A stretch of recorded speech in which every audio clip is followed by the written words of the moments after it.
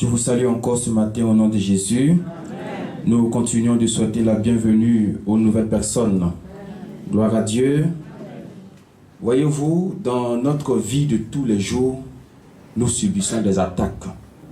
Est-ce que quelqu'un a une fois fait une journée sans attaque? Non.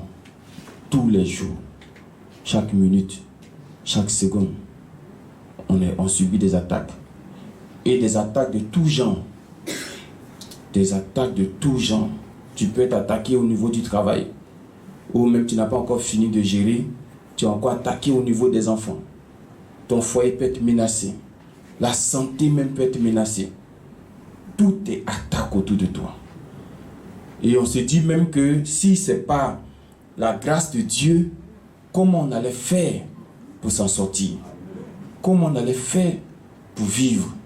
Et quand c'est comme cela, c'est-à-dire que le diable peut, parce que notre adversaire, ce n'est pas les hommes. Nos adversaires ne sont pas les hommes. Notre adversaire s'appelle le diable. Il s'appelle Satan. C'est lui qui est ton adversaire, c'est lui qui est ton diable, c'est lui qu'il faut attaquer, c'est vers lui qu'il faut envoyer voilà, les flèches et autres. Mais ce même diable se sert toujours des personnes contre nous. De la manière que Dieu se sert de Papa Florian pour travailler, de la même manière aussi le diable se sert de certaines personnes pour travailler. Amen. Quand vous allez prendre le livre de Luc, je pense que c'est le chapitre 22, verset 3, vous notez, après vous allez lire, vous allez voir qu'arrivé un moment, le diable est rentré dans Judas. Dans Luc 22, verset 3, le diable, c'est-à-dire tout allait bien, hein? Avec Jésus, j'étais là, tout allait bien. Vous voyez, même les 12, parce qu'il faisait partie des 12 disciples, les 12 apôtres, qui sont allés faire des miracles de l'autre côté. Il y avait Judas parmi eux aussi. Ils sont partis, tout était bon, tout allait parfaitement bien. Mais au verset 22, quand le diable est rentré en lui, vous avez vu ce qu'il a fait. Il a oublié les pains que Jésus a multipliés, qu'il a mangés. Il a oublié les poissons que Jésus a mangés. Il a multiplié puis il a mangé. Il a oublié toute la protection. Il a oublié tout ce que Jésus a fait. Voici ce dont le diable est capable quand il rentre dans le corps d'une personne. La personne peut oublier même que tu es son frère. La personne peut oublier que tu es sa maman, que tu es son papa. Pourquoi? Parce que le diable est rentré. Mais jusqu'à ce point-là, il y a solution dans cette salle. Amen. Quel que soit ce que la sorcellerie va gâter, quel que soit ce que l'homme va gâter, il y a une personne dans cette salle qui peut te donner solution. Amen. Vous avez vu tous les témoignages que nous avons regardés, c'est des personnes qui ont été attaquées.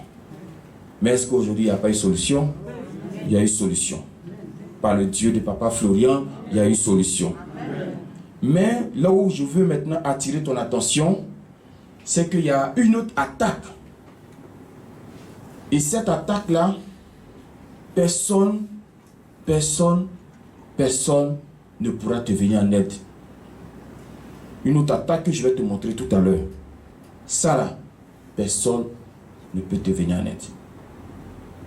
Et là, je prie Dieu que tu ne sois pas de ce côté-là. Je souhaite plutôt que tu sois attaqué par les sorciers, que tu sois dans cette deuxième phase-là. Et je crains que ceux qui disent on prend le lait, on boit le sang de Jésus, mais on ne voit rien, je crains qu'ils soient dans la deuxième attaque.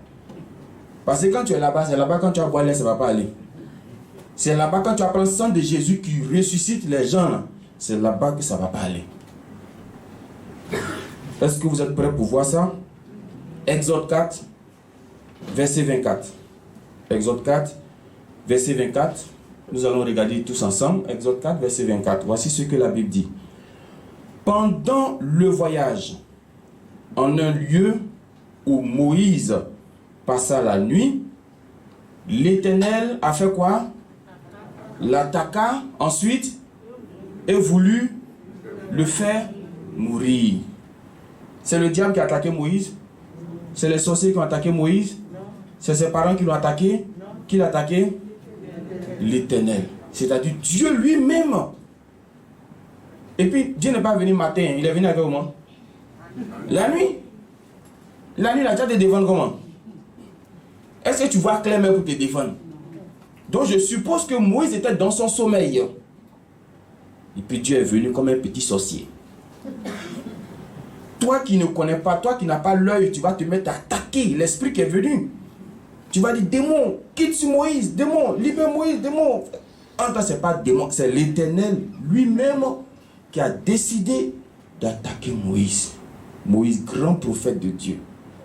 Moïse, même avec la verge de Dieu en main, parce que quand vous remontez le verset, vous allez voir qu'il avait la verge de Dieu. Dieu s'était déjà révélé à lui. Dieu l'avait déjà choisi. Dieu l'avait déjà mis à part. Dieu lui avait déjà dit que je vais t'envoyer en Égypte pour aller faire sortir mon peuple. Maintenant, malgré tout ça, voici qu'au verset 24, Dieu vient attaquer Moïse. Si Dieu peut attaquer Moïse, c'est vous qui ne pouvez pas attaquer. Amen. Amen. Alors pourquoi Dieu attaque Moïse? Parce qu'il y a une recommandation de Dieu que Moïse n'avait pas mis en pratique. C'est là que sa femme Séphora, quand vous allez poursuivre, sa femme Séphora s'est levée et puis elle a circoncis son fils. Parce que c'est à cause de ça que Dieu voulait faire du mal à Moïse. Si Dieu ne joue pas à Moïse, c'est avec vous qu'il va jouer. Toi et puis Moïse, Dieu est le qui premier. C'est Moïse. À cause de Moïse, Dieu frappe sa poitrine. Amen. C'est Moïse qui était le seul à dire à Dieu, parce que quand Dieu s'est fâché contre le peuple, Dieu a pris son livre, il voulait effacer le peuple là dans son livre. Et puis Moïse a dit à Dieu, si tu effaces leur nom dans ton livre là, moi aussi il faut effacer mon nom. C'est là que Dieu a dit non, bon, je n'efface plus. Donc Dieu aime Moïse. Mais en ce qui concerne les commandements de Dieu là, si Dieu s'élève contre toi, là, dites-moi, qui peut venir? C'est quel pasteur en ce moment là qui peut venir prier pour Moïse?